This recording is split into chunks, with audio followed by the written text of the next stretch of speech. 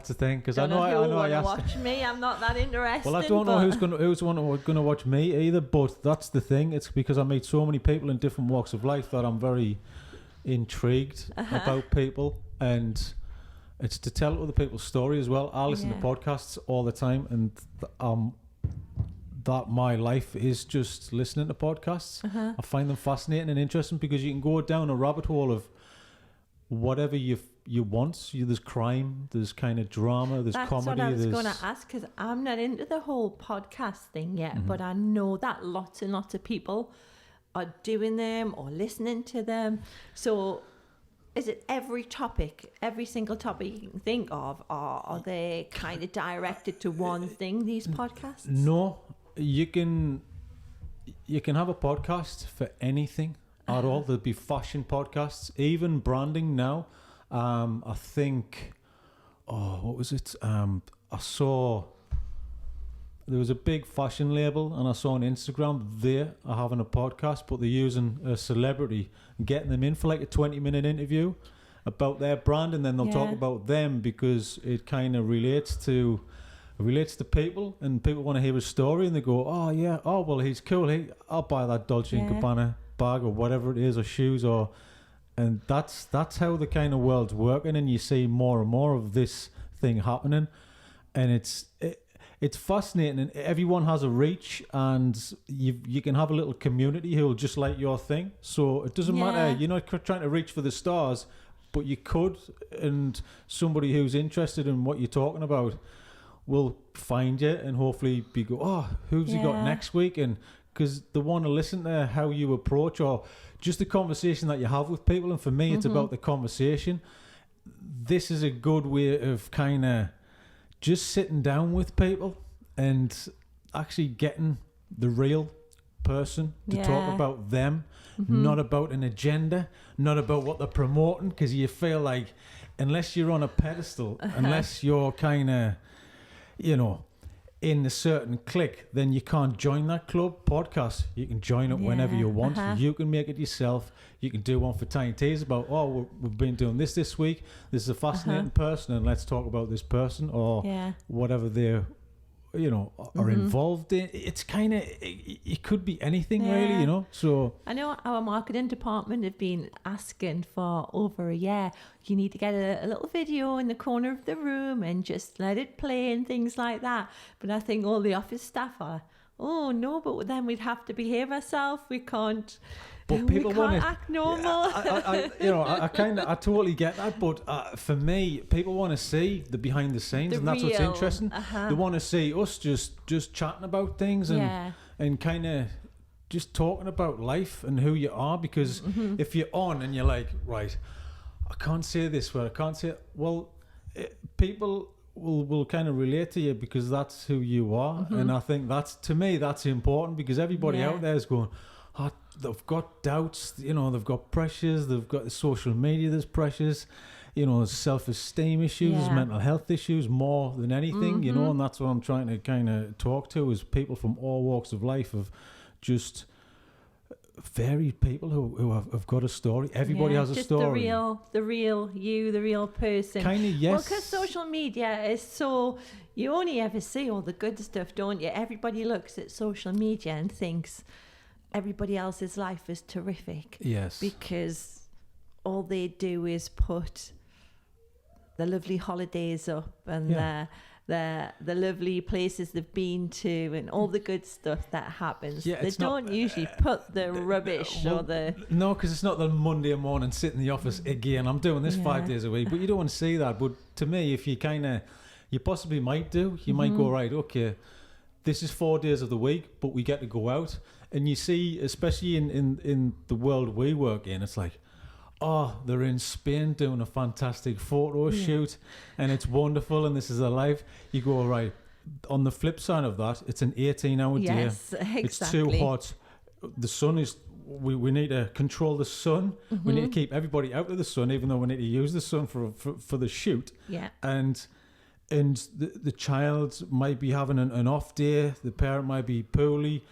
The might, the thing might not be clicking, if you know what I mean. The kind of the energy of people might not be right. So you've got to manage that as well. And you don't put that picture up on, or that video up on Instagram. No, you put they the lovely only kind say of the lovely, oh, you're off here, you're off there. Oh, that must be good for you. Oh, it's all right for some. Yeah. It's the same when people are in business. My husband always says, everybody who's in business, when they're talking to someone who isn't in business, they'll be, oh, that's all right for you, though. It's okay for you. They haven't a clue about the long hours you do, when there's problems that happen. Yeah. My hubby runs a small B&B in Whitley Bay. Yeah. And he's got, leaks. He has, the boiler goes off and it's just awful, horrible. But nobody sees that. They just say, oh, well, it's all right for you. You have your own business. Yeah. Just haven't got a clue. Well, that's the thing. You're going to get that when you go home at night. You're going to get all the problems. Yeah, I do all the time. I get all his problems. Yeah. His problems. Instagram gets all the good stuff, or the social media get the good stuff, and everybody else who's kind of trying to talk to, because it's business and you need to sell that business. No one wants to know about any kind of issues or people having. Yeah. But I think it might be nice to see that. I don't know. It's kind of, why not? We all like biographies. We all like the behind the scenes stuff. Sometimes the behind the scenes is more interesting than the actual thing itself. Yeah. So, and it gets, I don't know, people do want to see that, and I think podcasts are definitely a good way of kind of getting the behind the scenes of the person and who they actually are, and that sort of intrigues me. Obviously, from my work and my background, you meet so many. It's about the person, and I'm really interested about the person. Yeah. And then, all right, okay, well, we'll do our job as well. Make it the best it can be, obviously. But it can be. You can hear a story from anywhere. I mean, we did a shoot that was a similar shoot to what we did with you guys. For Minecraft. Yes. And obviously we shot in LA, but there was this kid who was there, and I noticed a scar on his leg. And I said, "Oh, what's a scar on your leg?" And he, because I'm inquisitive, I just asked him. And he said, "Yeah." He said, "I'm a genocide survivor." A what? A genocide survivor. So he was from Somalia as a child, and he got chopped. His leg kind of got a machete on his leg. Nearly lost his leg. Wow. Because that's where he came from. That's where his family. And then they moved to America, and now he's a model. He was on this, doing a shoot on the steps in the Universal Lodge. That's it. So if it didn't ask the question, you wouldn't know that what his story was. And then everyone was quiet and wanted to know more about his journey, because for me that's fascinating, because I don't come from that. You come from your own little struggle, about you're supposed to just go and get a job. I didn't even know what photography was until I kind of forced myself to try and do something different in life. Yeah. But some, kids now, they can do that because they can see it now on social media. You can see how, well, I want to be this, so it's achievable because I'm seeing it all the time. That kind of helps, and it cuts that 10 years of scratching your head thinking about, I don't know what I want to do. I don't think it's achievable. My parents didn't say it was achievable. The teachers didn't tell us it was achievable. You just didn't know what to do. So, and I wanted to kind of talk to you about, you've been 25 years in business. It must have been tough when you started, because especially, we can go into the women in business and all this kind of thing, and especially in the time that you were, especially what we know now, you must have some stories, and you must have hit some walls. Oh, absolutely, totally. There was so many different struggles. Obviously, one, being a young woman. Being a woman was one, being young was another one. I'm not going to take this sort of early 20-year-old person serious. How can they run a professional business? How can they have the experience that other businesses would? Crumbs, thinking of all the stories that have happened. So what made you decide to kind of do this? You kind of, obviously you must have, there must be some kind of, I want to be my own boss. There's always that underline on everything. But how did you start? I think there was that because I had tried lots and lots of different things. I left school, went straight into a job for the summer period. And then I knew I was going to go to college to study to be a nursery nurse because I love kids, always have done. Thought that would be me, because I'm great with kids. I had lots of babysitting jobs. I always had everybody's kids to look after, always to entertain them. Yeah. So I thought that was my forte. That was the line I would take. And I did that. I qualified as an NNEB, and I started doing childminding. But when I looked into it as a business, I was a little bit scared of the fact that, oh my goodness, I'm going to be held responsible for all these children's safety. Yeah, I've always wondered that as well, because the insurance must be a nightmare, because it just takes one little accident, doesn't it? Yes, and someone came out to have a look at the house, and then they were giving me instructions of how I had to attach all my furniture to the walls right. and do this and do that. And I actually started thinking, maybe this just isn't for me. Yeah. And I think at the time, not long after I met my first husband, which was going to be my first husband, and he wasn't enjoying doing what he was doing. He was working for the council as a joiner and really didn't enjoy that. And we ended up going self-employed together.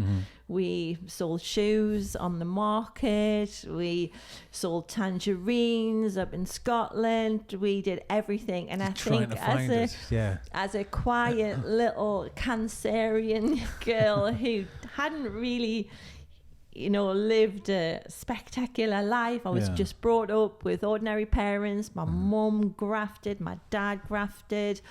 I think it brought me out my shell a little bit. So it's kind of forcing you to kind of go into the real world, out of your comfort zone. Just like this is today, Dan, because everybody sees me as a really confident woman running a model agency. In an actual fact, this isn't me, but I know, and I know that to achieve the things that I want to achieve in life, I have to put myself out of my comfort zone. But that's a lovely thing to hear as well, because I think everyone from the outside looking in, because we've just mentioned social media, and this is the same with people as well. You're looking from the outside in, and you think, oh, how did they manage to do this? How did they make that? And every time I'm with a new assistant, I'm ranting and raving and going, wow, I'm not sure. It's that self-doubt that keeps you going and keeps the drive going. And it's, you're always learning, and you always want to get better. You always want to improve. So even doing this, I passed somebody, I came out of the podcast studio after the first episode and said, Dan, you would never do this 5 years ago, would you? I said, no, I wouldn't. I probably wouldn't even have done it 2 years ago. So, but you feel as, I want to do this, why not? Let's just put it out there. Yeah, you'll have a barrage of abuse. Someone, why are you doing this? Why not? Yeah, but I'm doing it because I want to do something, and everything I've achieved, which is kind of been positive in my life, is because I just You've put yourself out there. I just did it. Like, switch off the self-doubt and just do it. The action takes over the doubt, and then all you're doing is carrying forward. Oh, I'll have to do this and I have to do that. So it's an action.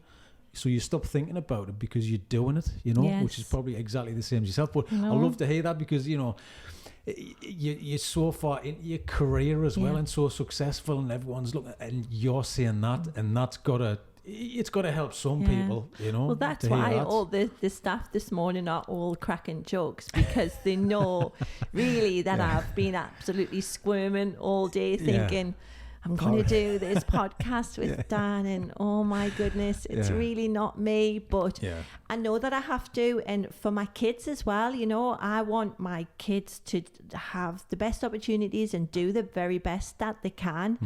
And if they see me putting myself out there and doing things that I don't feel, confident with, then maybe they'll look at it and think, well, my mum did it, so I can do it. It's the same with, I became a born-again Christian. Okay. A few years ago now, maybe 18 years ago. And I would go to church, and it was the hardest thing to do, to actually go through the church doors. I was terrified. Don't ask us why. it's probably a silly thing to say, but I really, really was. And my mum and dad had said, oh, well, yeah, Auntie goes there, you know, she'll be there. I'll tell her you're coming. Because my mum and dad aren't church people at all, but I felt a need that I needed to. So only because I just want to make myself a better person. And I like to think I'm a good person. Some people might not think that, but I like to think I'm a good person. So I started to go to church, and it used to be quite overwhelming. I would often sit and have a few tears and think, oh my gosh, what are you doing here? Why are you crying? But it was quite emotional. It was quite empowering, actually. And then a few years later, my first husband sadly took his own life. And although we were divorced, we were really, really good friends.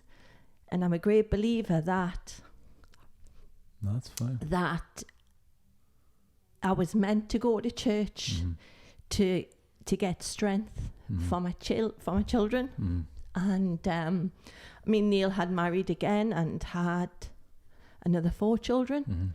And a fantastic wife who works side by side with me today. So we were a really, really close unit. And it's things like that doing things that put you out of your comfort zone and that just make you and change you as a person. And me as a Christian, people would go, oh, you're not going to sort of impose all your sort of Jesus stuff and everything on us. And it's like, no, I'm quite a quiet Christian. I just, you know, try and have a good life. But I used to think that when my kids were teenagers at the time and their friends would all come round, and or on a Sunday I would say to the kids, does anybody want to come to church today? And they'll go, oh, not today, Mum, maybe next week. They would just all have a bit of joke with it. And that was fine, because it wasn't a joke in a bad way. They all knew that I was going to be a better person, and they actually liked me going to church for that. And when their friends would come round, I would always say, where you off to? Behave yourself, you know, watch it, because Big G's watching after you, watching over you. And they would all laugh and joke. But I think that was me putting something nice to them. So although I wasn't imposing my beliefs and things on them, it was just I was spreading my words just in different ways. So I don't know how we got onto that, but we digress. I mean, yeah. I mean, this is the point in sitting down and having a conversation, because I didn't know any of that. I know a lot of people don't know any of that, but it's good that, you know, you don't want to follow the traditional label of being a Christian, but you want the values. There's, you know, I'm not religious myself, but I can take from each religion certain things that I believe in, and then you just carry that forward as just want to be a good person. You try, and you know, we've all got a, you know, 80%. I think if we strive to 80%, I think we're doing a good job here. So you can't be 100% all the time, but it's just being conscious about it and being self-aware, and that's the thing. And then you doing that, just putting yourself on the line, then people see this around you, and then the kids will have respect because you're doing what you want to do, and then they'll either follow it or they won't, but at least they'll follow that you're doing something good for yourself and you're doing something that's going to better yourself, and they can see that, so they can apply that kind of making yourself better in their daily life, whether it's through the church or whether it's just through helping somebody or whether it's through doing what you want to do or whether it's achieving things. They're still using what they see and what you've put out there and what you've done, and you know, that's a powerful thing as well, and that's how it should be. I think you've got to let everything go, put everything on the table to even, and just to completely open up to start helping yourself first thing. Definitely. And then you can help others from then on, because if you're just going, well, you know, you can't do anything to me because everything's been done and whatever's going on in this is kind of worse than what you can say to me, So bring it on. I know. You kind of, what can you do to me? And, you know, hearing that story, obviously, you know, you do think that, you only think that everything happens for a reason when it happens. Mm-hmm. Because if that didn't happen, then you'd be going, oh, well, this is the choice I've made. But because such a monumental thing and stage in your life has completely changed, then you go, actually, this was probably the way it was meant to be, or I'm doing this for a reason. Exactly what I've just been talking about with my kids. If I didn't do that, then it wouldn't lead to this. Mm-hmm. There's a reason why you're doing things, but all you have to do is keep moving forward. And then that, you can apply that, go, oh, actually, I'm a better person now. I can handle this more now because I've done this. So whether or not it is or whether it's not, you don't know. But who knows? I always doubt myself all the time. I always think, have I made the right decision? Have I made the wrong decision? Especially because I'm in a people business and I'm dealing with people all the time. And I think my biggest strength in my life is my family. And I think for me that is massive, because even silly things, if I fall out with my husband, who's my rock, my day just doesn't flow. I just can't, especially if it's a big argument. Yeah, because it's in the back of your mind, isn't it? I just can't. Yeah. And now we're old. I mean, we've been together 30 years now, and he knows that, and I think he's the same. And I have to have that stability. I have to have my strong family behind us, and then the next thing is my business, and the top of the business is my team. And I have such a great team. I've got, you know, the oldies with the experience, which is me, that heads that up. But then I've got the young creatives, and, you know, the mix of aesthetics there, I think, is what makes us a great team. And my dad always said, you'll never please everybody. And I don't. I'm sure I don't. And I'm not perfect. I tell my husband I am. And I'm always going to have different views with different people. But I don't do drama. And I don't know why. I've asked myself this question before. And I don't know whether it's because of things that have happened in my life that I just don't do drama. And because so many people have had real bad things happen to them, and then there's ones that just dramatize everything, and that I just don't tolerate. So it's usually the little things that become the drama, because I think, I don't know, it's probably an age thing and an experience thing as well. And the older you get, the more you go, especially when you've got kids. I think that kind of, just going to work's easy. Raising the children, no, that's hard, because you've got two people who don't do what you want, really what you're asking them to do a lot of the time. In the professional world, mostly people you can agree with, or you can have that conversation and understand what each other's trying to get to. So so the little, I don't know, it's something about the little things. I asked you about little things. I think I get more annoyed like stuck in traffic, but now you got to go, well, okay, you put yourself enough time to get there, then you just you're sitting in the traffic. And I think, you know, if you listen to a podcast, you forget about that, but you listen to some terrible radio, then that's going to wind you up a little bit more, because it's the same thing, you know, when you've got that argument with your husband in the back of your head. And then you go, I'm going in Monday morning and we've got an issue which we had from Friday, so I've got to deal with that. And you're stacking them like dirty dishes in the sink, you know. You need to be cleaning constantly these dishes to be, you know, to have your surface cleared, if you know what I mean. So your brain's clear, and then you can kind of focus on what you need to focus on. So if home life's good, you don't have to worry about that. You can just focus on the issue which is here, and then you know for a fact you're going to go home tonight. And totally right. I can just kind of let go a little bit, because I know these issues are being dealt with, but I don't think I've come across a problem that can't be resolved. And now you've kind of been through a lot of things, and especially this business, it throws the strangest things at you. You know, Absolutely. Dealing with people, isn't it? Yeah, because they let you down. I need a 6 foot blow you up dolphin in an hour, right? All right, I'll get it done for you. You're like, where are you going to get this from? And it gets delivered and it gets done, and you're on the shoot and you go, okay, all right, somebody has been stewing for that, but you don't know their path that they've just gone through to get that kind of thing, you know? So yeah, it's just interesting. It kind of, I think everything is a learning curve, and it can just add to your skills, because next time you go, yeah, that was hard, but next time I know I can do that.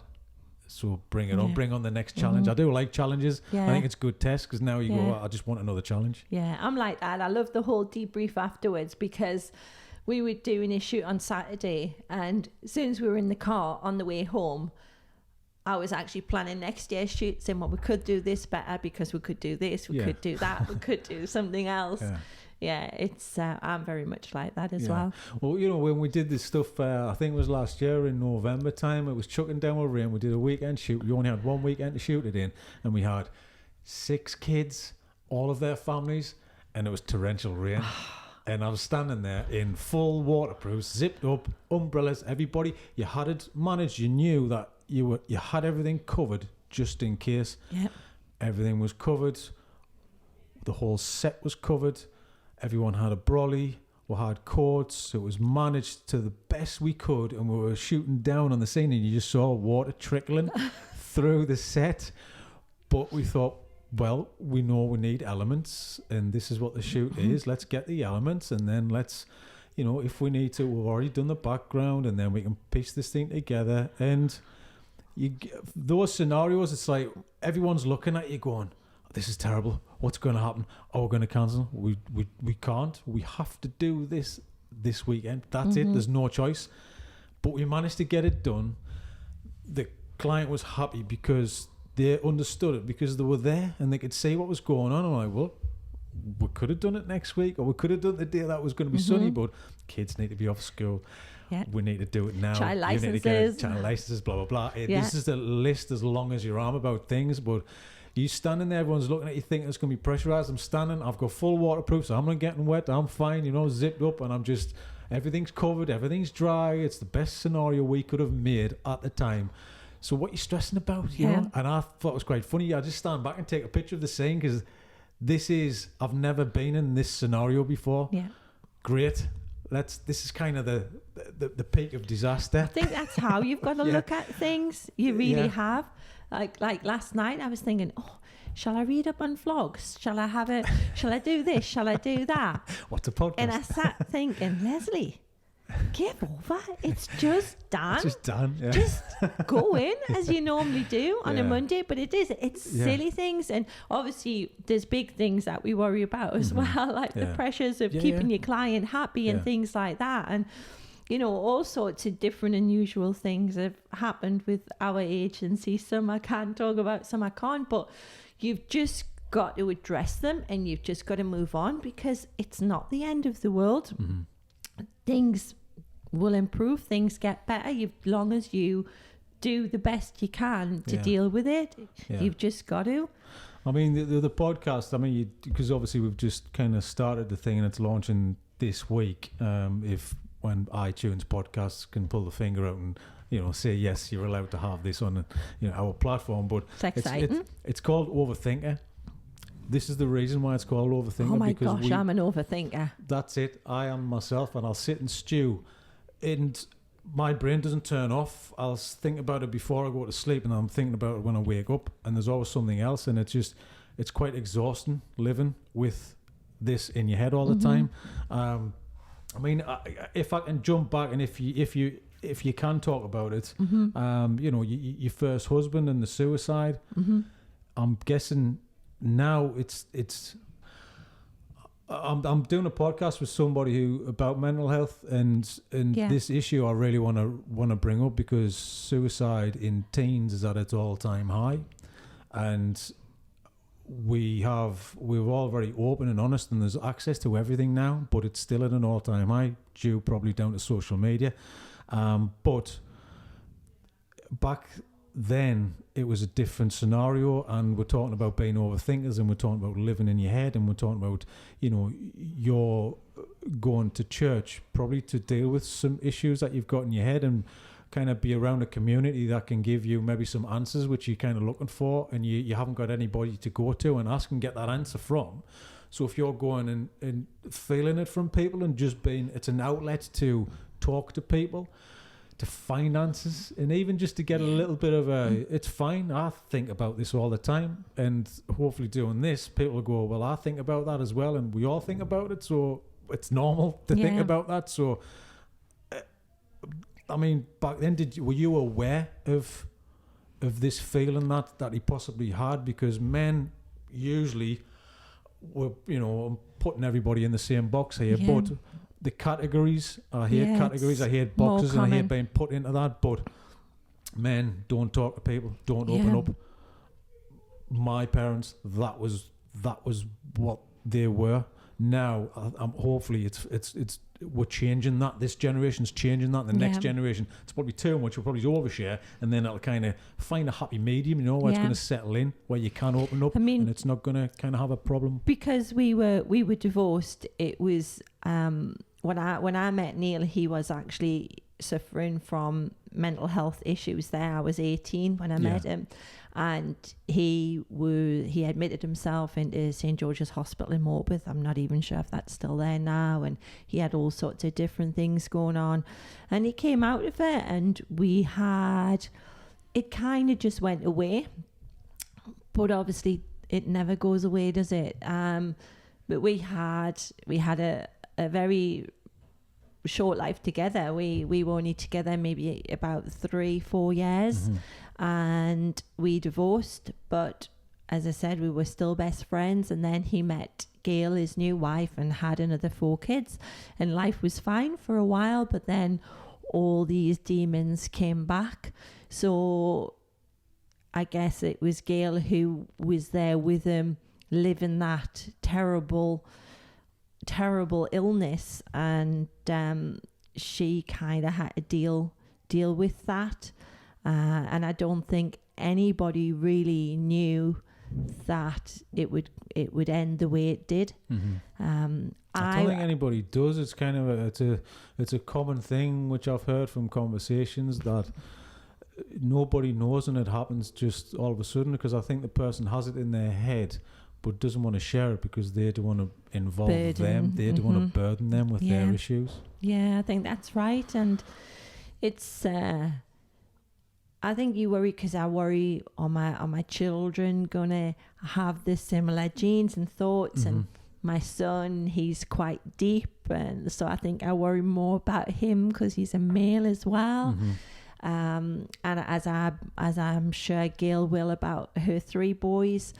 But you've just got to make the best of life, and you've got to make sure that they know you're there to talk to, and that people can live with mental health illnesses. They can, and there's ways of managing them. And I think that's really, it has been in the media quite a lot. Sadly, we lost one of our girls. Sophie had been with us. I scouted her in a bar, and I used to have bars as well, and we had a bar in South Shields, and I scouted a girl in the bar. It's quite a funny story, but she was actually only 16 at the time, which obviously I didn't know. But she came to model with me, and she'd modelled with me for a lot of years. And this is Sophie. This was Sophie Graydon. Sophie Graydon. She went on to she went on to Love Island, and I had no idea that Sophie suffered from mental health issues. And I think this is the problem, because a lot of people who do suffer from mental health issues are so full of life. They're the life and soul of the party, and you would not think for 1 minute that they were troubled or had all these demons going on. So we were really, really shocked, and obviously poor Sophie's family just distraught still to this day. And I don't have a lot to do with them. I don't have anything really to do with them now, but my last chat with Sophie's mom, it was just, as you can appreciate, just absolute tragic for them. She was an only child as well. Really? So, and I just think, oh my gosh, you know, the hurt, the pain, it's just never ever going away. It doesn't. And people need to know that there's so many places out there now. There's so many people who suffer similar things, that there's people out there to talk. And we actually set a little campaign off last year called Time to Talk. And we interviewed, I think, 6 different people, and they came in and talked about mental health and how they dealt with things, and we kind of opened it up to our models to say, you know, we're here. If people want to talk, there's people who will talk. But I still think people don't want to talk about it. They don't. It's the stigma, the label. You're standing out from everybody else, especially when you're young. That's quite a hard thing as well. If you're older, you can because you've been through life, you've got some experience, so you can open yourself up a little bit more, because you kind of care a little bit less. But I mean, even Sophie, Sophie was probably, what was she, 30s, mid-30s, something like that? Yes. Yeah, early 30s. It's 33 or something like that. I thought she might have been, yeah. And it's tough, because it's, once again, the outside looking in, you know, looking through that window. Life looks great. It's fantastic. Yeah. I mean, she was stunning. We all thought she had the world. She's great. She's got a career. She's got a good model. She's going further. She managed to get on Love Island. She was popular. People liked her. The relationship came together, and you're like, all right, okay. So she's orchestrated everything, and she's pushed and tried, and she's gone from one stage to the next, and then, you know, she's in the limelight, and you feel great. This is kind of what she wants. Oh, what's exciting for her next, and what is going to happen to her next, and then possibly, for me, I just think certain things aren't right for certain people, and that was possibly the case. You know, when you're looking in the wrong, you know, it's you're looking in the wrong house. You know, you need to go down a different avenue. But when you really want something, you and you're already halfway along that path, then you just want to continue, and it's quite hard to pull back and go and let something go like that. This isn't for me. It isn't for me. This is not the path, you know, because we've all got paths and journeys, and you go, should I do this? Should I do that? And, you know, I've done things myself where you go, I should be doing it, because you're looking at people, and this was years ago and you're starting out, but now you're like, I try and do what you love to do, and that's kind of it. I've really just got to stop thinking about everything else or looking at other things, and just focus on the path that you really feel you want to go down and you want to do. So it's being very honest with yourself. So, but we'll never know. We'll never have the chance to have that conversation. And even the parents, well, she seems fine. She seems happy, because, you know, with kids, that there's only so much they're going to tell you. And you hope that they have a partner which they can confide in, and then they can up to them, and then that will help them. Because you know yourself, you're not going to go to your parents. Who wants to go to the parents and spill the guts to the parents? Yeah. But you want to have some level of communication so you can kind of see the signs. But it's tough. You can't save people, but you can just be there and do your best to kind of help people. It's a tough one. There's never going to be a perfect answer, and this conversation is just going to continue, and hopefully the whole media will help it, but I don't know. I really don't know. I think, you know, there's a yin and yang in life. Like social media, it's great for certain things, but you've also got the flip side, and the flip side is equally as bad as the good side. Like everything, you want to be a millionaire, you got all that money. There's a flip side. You've sacrificed a lot of things, and you have to push people to one side to kind of achieve that. So there is a flip side to absolutely everything. You might not have a family because you can't fit it in, but well, if you do have a family, but you can't have that, so you you've got to make that decision, and you've got to. I agree. I don't think, you know, these problems are going to go away quickly, which is really, really sad.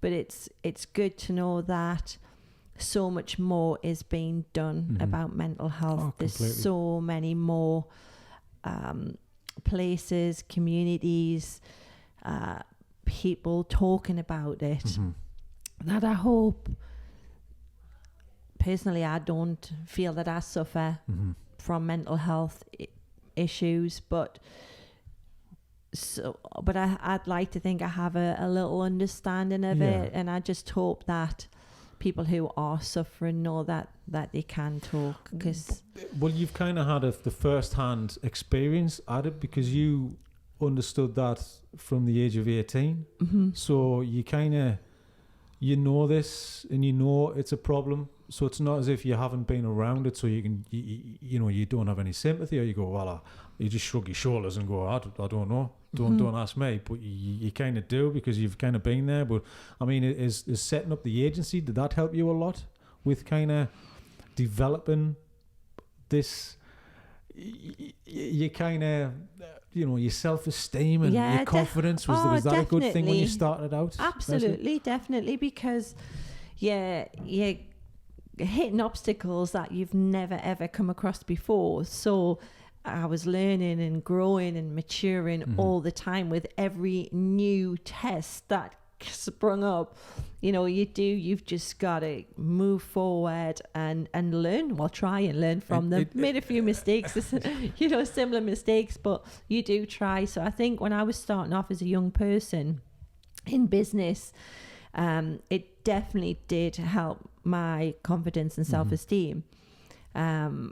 I think for anybody, it certainly does. So why model agency as well? Because obviously you were going from you were selling this, you were doing that, you were kind of trying to find it. I was a nursery nurse, I was on the markets, and then, what happened? I started to do promotions. So I had lots of London agencies that I was doing promotions for around the nightclubs and clubs and shops and things. And I mean, you're talking 30 years ago. So London seems so very far away 30 years ago. Still does to some people, I think.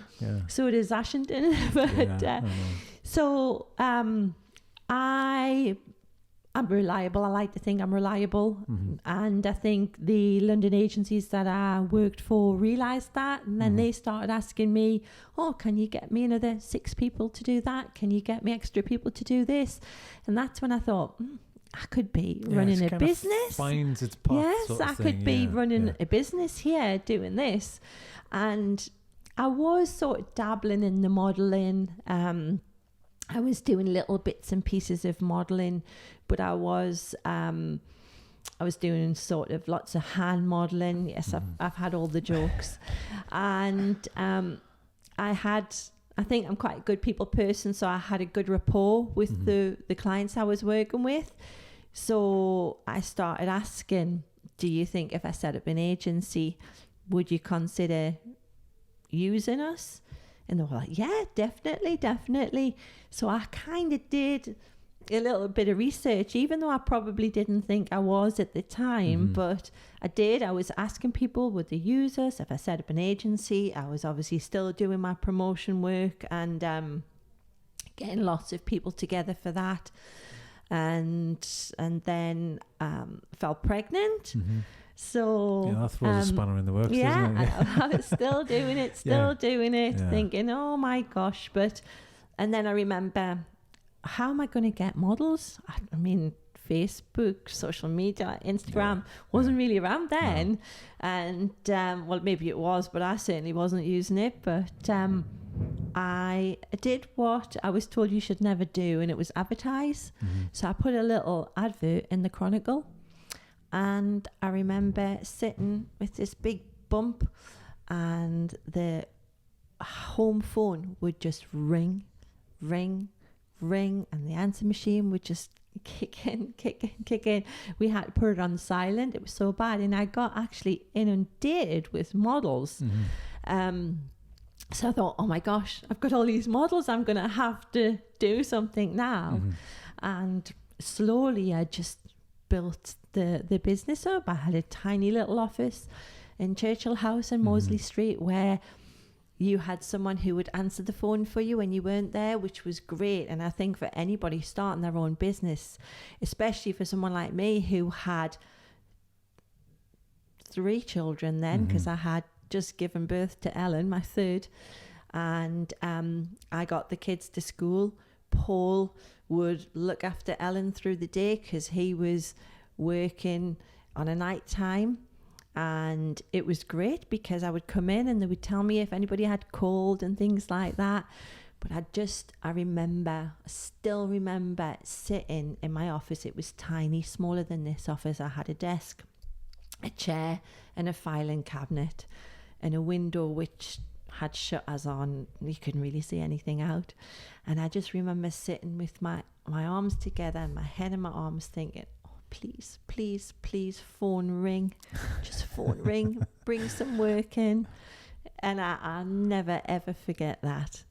But I just persevered. Yeah. And having, good support from family, I think I just kept going. Do you feel kind of having that in your head still motivates you to this day? Because everybody who you think you hear about kind of talking about success, they still think about when they first started, and the motivation is sitting thinking, well, I hate this job, so this is why I kind of strive to keep pushing and pushing and pushing, because I don't want to get back to that, which I hated. Probably the same as you I don't want to sit there with my arms folded waiting for somebody to call me, It was strange because I would never have said fashion was a passion of mine. It wasn't. I didn't see myself as this really outgoing style guru, I wasn't really into that whole modeling and fashion thing, because I think I was good with people. The promotions, that's how I started, and then it kind of led into the modeling. And I don't think, again, it was because I was passionate about the industry. I think it was more maybe the business the side of things, and the not wanting to fail maybe, and being determined that kind of God is more and more involved in. And I mean, I love my business now. It's my baby. I have a few little businesses that I dabble in, but TTM is my baby, and I would do anything to get it up there. And even now, 25 years, I remember a guy who used to work for us and we're still great friends. Pete had often said, well, I'm going to move on now, Lesley, because I really can't see the agency growing. And I was like, what? You can't? Oh, gosh, I think it can do this, it can do that. And I still feel like that today. I still feel there's so much growth. There's so much more to give and to do. So yeah, I guess that's just me. So well, I think there's never a finish line. There's always another goal to achieve, and everybody in business thinks like that, and everybody self-employed thinks like that as well. You've got to. It's a tough one to deal with when there isn't a goal, because same with my wife's like, well, it's never going to end, because there's always going to be something next. There's always going to be a next thing and another thing, and the further you want to go up the ladder. So. On one hand, you think, well, I'm pleased I haven't achieved everything I want to achieve yet, because where do you go from there? Well, there's always another rung of the ladder to climb up. Probably exactly the same as yourself, because you do a rebrand, it's 25 years, how can we push this? And you've got new young people, and it's fresh to them now, and it's not fresh to you. So it's interesting to hear how they see the future, because it's completely changed to what... I mean, how has it changed now with, like good and bad? I want to hear the bad as well as the good, well, like money. For me, budgets are less, even though you think there'd be more, but there's more people doing it. Yeah, there's always that. And I think changes are, it's not just about models now, it's about real people. But I think that I didn't know that, but I was using real people a long time before real people became popular. Yeah. And I think that was just pure luck. Yeah. And it's much more diverse, the whole modeling industry. People are using so many different types of people. Mm-hmm. It's so much more diverse. It's not just, your 5'10" gorgeous brunette, slim. Our clients want to see lovely curvy girls with fuller figures. They want to see kids with freckles and a lovely gap in the teeth because it's so cute. Yeah, well, it's the normal family thing as well. Most of the TV adverts, they're selling a lifestyle, and if the people on the TV are kind of normal people like we all are, then sitting on the couch having a pizza, kids coming in complaining, that kind of thing. Well, this is life. This is life, and you can put yourself in their shoes. So I think most of the TV adverts you see now are, as we were putting quotation mark using the fingers here, real people, whereas they are just normal people, but they are models and actors and talented people. Yeah.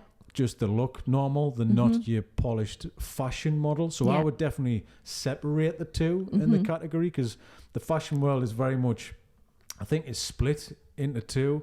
There's the high-end fashion models. Yes, definitely. And there always will be. Exactly. There's a real people and commercial, but it depends on what the kind of thing is at the time. And at the minute, it's real people. You're watching John Lewis adverts, and it's a family, and it's the story, advert, and absolutely. it's all about that. So Tesco's, I love the Tesco's adverts. They're great.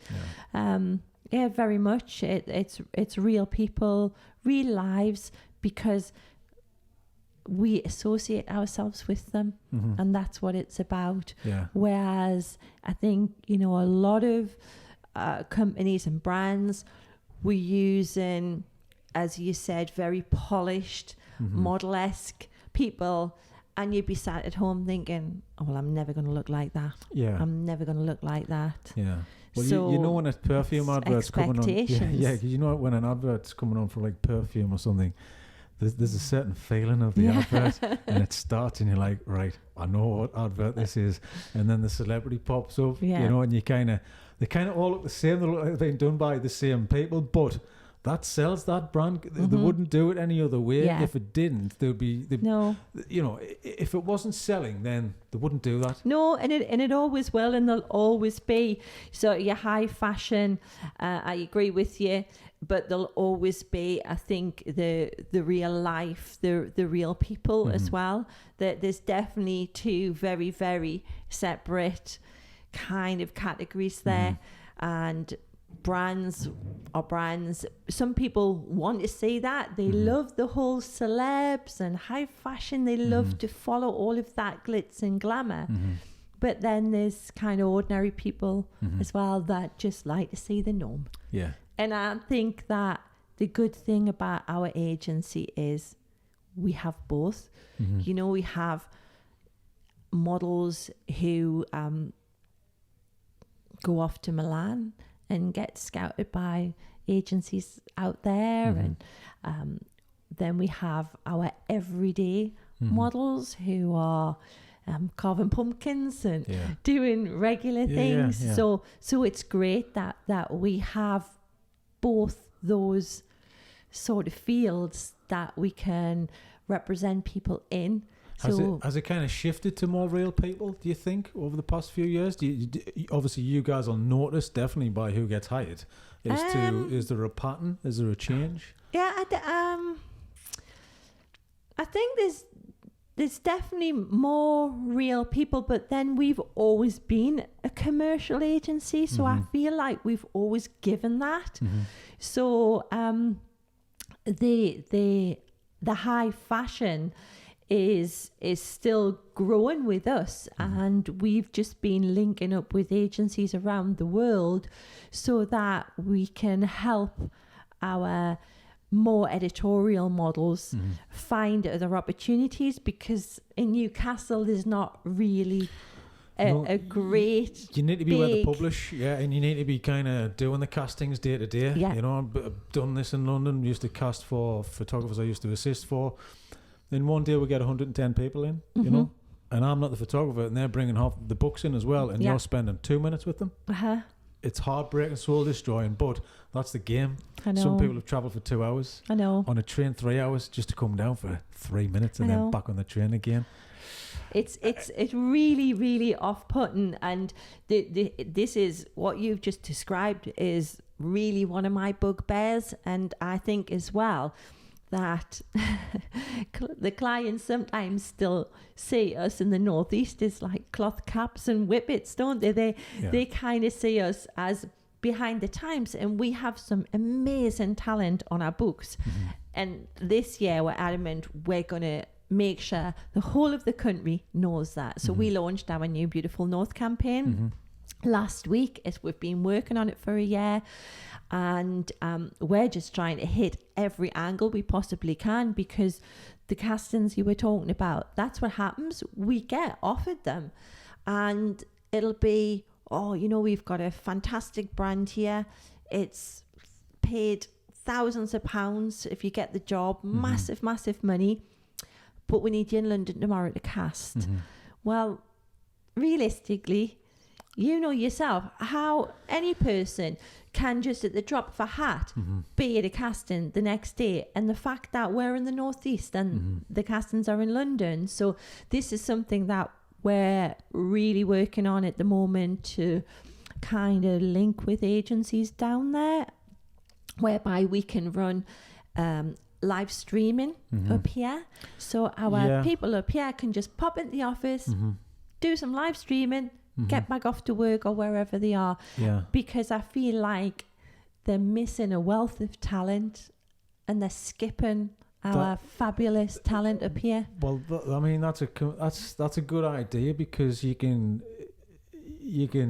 have a wider pool of people. Absolutely. And you know for a fact that there's going to be some people in there very much considered, you know, in the top three of who they want to decide.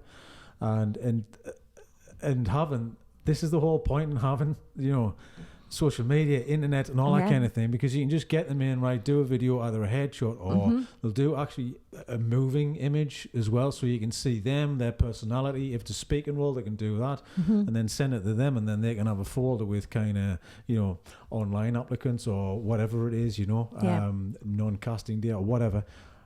But that's, I mean, that's probably the best way of doing that kind of thing, surely, isn't it? You know, I'm guessing they do this all the time for movies, so why can't they do it for model agencies? Because you're not going to schlep kind of 110 people in to do a speaking role for a casting for a day, especially when other people are busy and it might not fit your time frame and all that kind of stuff. But I mean, my question there is kind of, is it definitely changing that system? Because that system, it's archaic and it's quite hard for people to get out of that way of doing things, because we did this, we've always done it this way.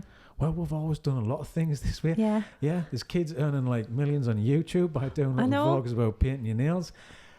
That never existed 20 years ago, and now you want a part of that as well. So why don't you kind of change the way you're doing things so you can access more people and make it a little bit, you know, I think it's fair, isn't it? It's a better system, but you've got to fight your corner as well. Yeah, absolutely. And it's kind of, well, what are we going to get out of it? What are they going to get out of it? Well, you're going to get a wealth of talent that's really untouched, that people aren't seeing, because you're running castings in London at the drop of a hat. Plus they get the same people in as well for a lot of the things. The same people on the circuit.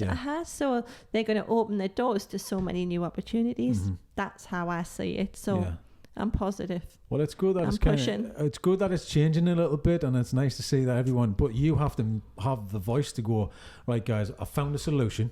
Would you go for this if we do that? You know, so you've kind of almost got to create it and hand it to them, deliver it on a plate, and go, right, this is what I can offer you. We're going to put all of our time and effort in. This is free for you, just so we can actually get our people like jobs and be put into a pool, which I think is fair, and give them an opportunity without having to be in London. But I mean, there's Channel 4 have just moved to Leeds. Have they? Wow. Great. last week, just opened the Leeds. So they're Getting closer. they're not in London anymore. But yeah, because I was talking to a guy, because I did a shoot for Channel 4 this year, and he was saying, yeah, we're moving to Leeds, and it was either Leeds, Newcastle, or I think Edinburgh, Glasgow, something like that. Right. But Leeds won it. Uh-huh. And obviously ITV and BBC, they're in Manchester now. So I doubt they're going to go further than that, but it's close. Well, it's closer.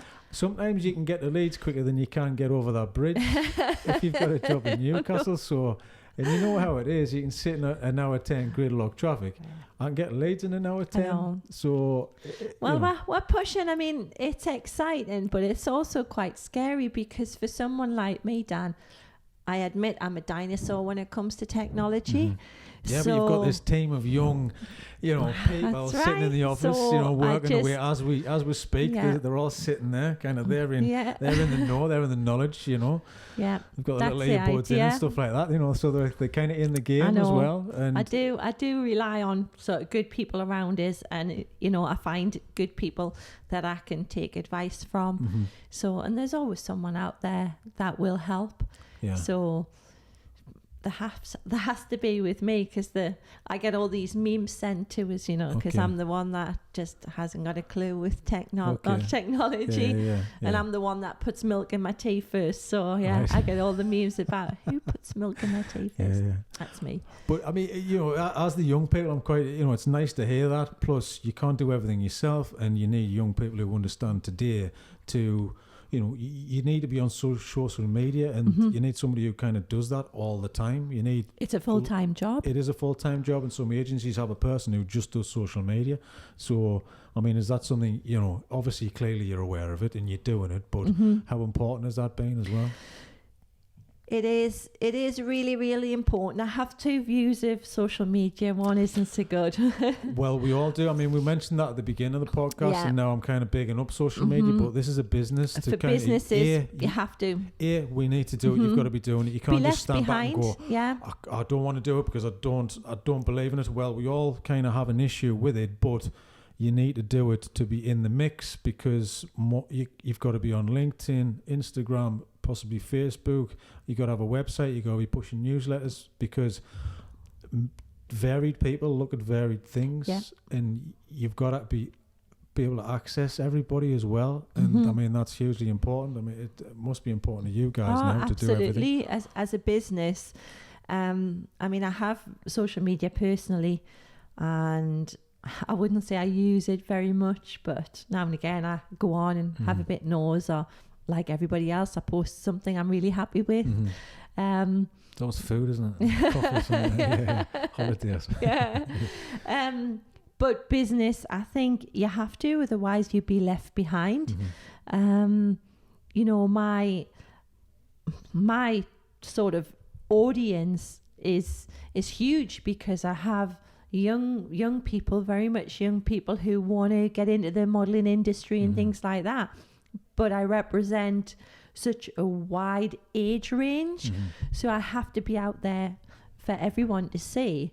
And this is something that we've talked about in our team meetings with social media. At one point, I felt there was only young people going up, young, fashiony, and I said, but that's not what we're about. What about all the families we represent? What about all the senior models we represent? And you can see slowly it started to change, and we started to promote all those kind of things as well, because that is us. We have so much more to offer than just, lovely people standing looking fabulous in front of a camera. We have so much more to offer. We're not just a model agency, and that's why we rebranded, because for one thing we felt Tyne Tees regionalized us, and the models made people think, well, I want models, I want actors, I want this, I want that. So to rebrand to TTM Management took that away. And now we're about the talent, and that's what we're trying to promote. So what do you see the future? Obviously it's exciting, and I know you're looking forward to it because we're always learning, and you're always wanting to kind of push to the next level. So what is the next level for TTM Management? For TTM, TTM Management, TTM. TTM management, Okay. yes. And the next level for us is we're hoping to move into a new office, so more space. Oh yeah, you were showing us the more blueprints space. over So there. office accepted. Yeah, So say that's my good. prayers just to make sure everything goes through smoothly. Yeah. And we have more space. We'll be able to have a studio where we Okay. can set up our live streaming. Yeah. And just more links with international agencies as well to promote our fashion side of the agency, and really an exciting year ahead with our new Beautiful North campaign. Yeah, brilliant. That sounds great. Well, just one last thing, just throw out all the handles of, where people can find you. Instagram, is it at TTM Management? Or Yes. Is it okay? Okay. At TTM Management, I had to think about that. No, We're it's all still right. Usually answering some the people turn phone. around going, what is it again? Yeah. We're still answering the phone Tyne Tees models, and I mean, we'll have to keep all those, so there'll be links through. So anybody who's still emailing or logging on to the websites, we're still making the mistakes. We're still picking up the phone and going Tyne Tees models, and someone shouting, it's TTM After 25 management. years, it's hard to change that, isn't it? So it's probably going to take a few years, It but no, I'm excited, and it's good to speak to you anyway, Lesley. Thank you very much. Thanks. Thank you very much. That's brilliant.